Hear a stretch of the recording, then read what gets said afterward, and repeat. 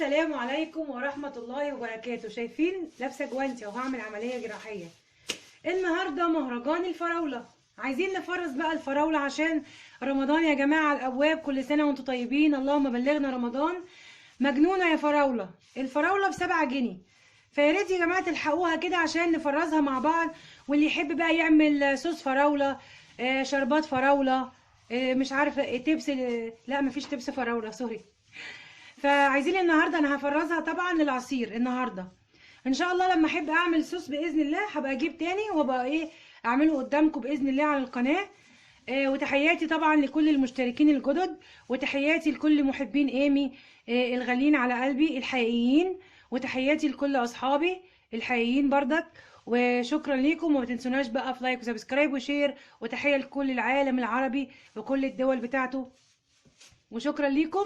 وتابعوني بقى في التصوير السريع عشان نعمل الفراولة. النهاردة عندنا مهرجان الفراولة، وزي ما احنا شايفين كده عندي السكر، هحط سكر عليها دوت يا جماعة.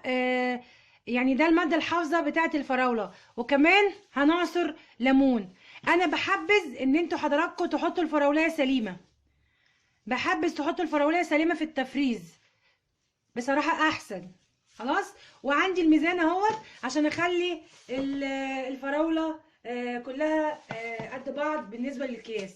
وتابعوني بقى في التصوير السريع، ما تروحوش في اي حتة، وتابعوا الفيديو مع ايمي.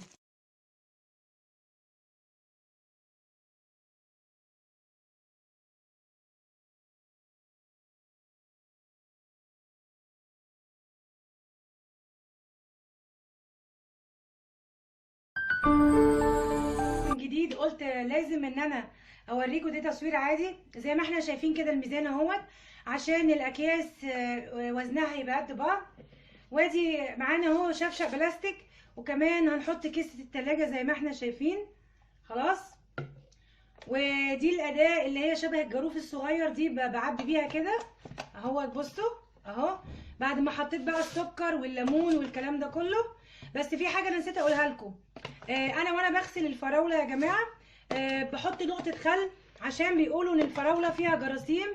الحبوب اللي هي الصغنطوطه دي، اللي هي اهي اللي انتوا شايفينها دي، بيقول لك بيبقى فيها جراثيم. فعشان تقتلي الجراثيم منها، انا شفت المعلومه دي على النت، بتحطي حبه خل في الميه بسيط، وبتنقعيها حاجه بسيطه، وبعد كده تشطفي كتير بميه عاديه، وبعد كده بتسيبها يتصفى. وبعد كده زي ما قلت لكم كده بنحط سكر ونعصر عليها ليمون، وزي ما انتم شايفين كده بنحطها سليمه. لو انا لقيت اي فراولايه طريه هشيلها واعملها عصير النهارده. خلاص. وعايزه اقول لكم على حاجه يا جماعه، عايزه اخد رايكم. يا ترى انتوا عايزاكم تسالوني انا ليه بصور تصوير سريع.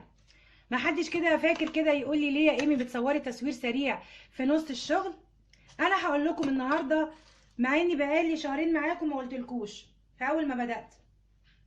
فكره التصوير السريع ده يا جماعه بيديكوا طاقه ايجابيه كده، وبيحسسك ان انت ممكن تبقي نشيطه في شغلك. فانا حبيت ان انا يعني اضيف على شغلي او الفيديو في نصه، او مثلا اكلمكم بعد كده ادخل عليه تصوير سريع. الفكره دي جات لي عشان اديكوا طاقه ايجابيه، وان احنا نحس فعلا ان احنا نقدر نقوم بالشغل دوت. فدي فكرتي في التصوير السريع، واتمنى ان هي تعجبكم. وطبعا بقى تابعوني تاني في التصوير السريع. وان شاء الله هعبي اهوت في الشفشق، بيبقى سهل عليكي تحطي الكيس كده وتحطي، وبعد كده توزني على الميزان. تابعوني برضك في التصوير السريع المنتظره.